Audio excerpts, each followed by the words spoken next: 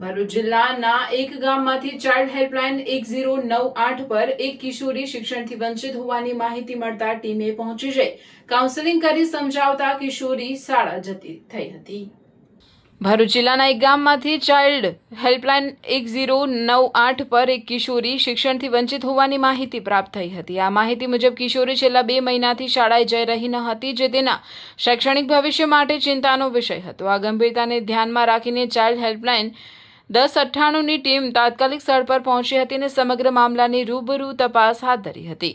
તપાસ દરમિયાન ટીમે કિશોરી અને તેના પરિવારજનો સાથે અલગ અલગમાં વાતચીત કરીને સત્ય જાણવાનો પ્રયાસ કર્યો હતો। તપાસમાં સામે આવ્યું કે કિશોરી અગાઉ અન્ય શહેરમાં અભ્યાસ કરતી હતી, પરંતુ હાલમાં પોતાના વતનમાં આવી હતી।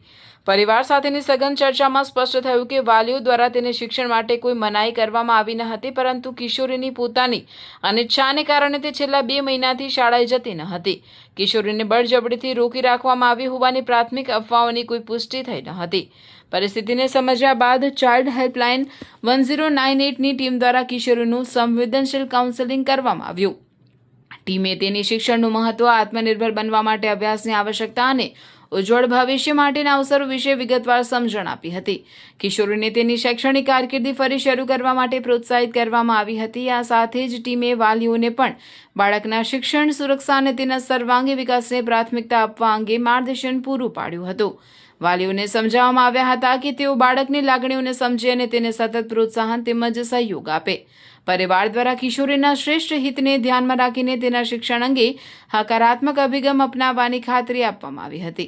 અંતમાં ચાઇલ્ડ હેલ્પલાઇન 1098ની ટીમ દ્વારા પરિવારને બાળકના અધિકારો તથા હેલ્પલાઇનની નિઃશુલ્ક સેવાઓ વિશે માહિતગાર કરવામાં આવ્યા હતા। ઉલ્લેખનીય છે કે ચાઇલ્ડ હેલ્પલાઇન 1098 બાળકોના સંરક્ષણ, શિક્ષણ અને માર્ગદર્શન માટે 24/7 કાર્યરત છે।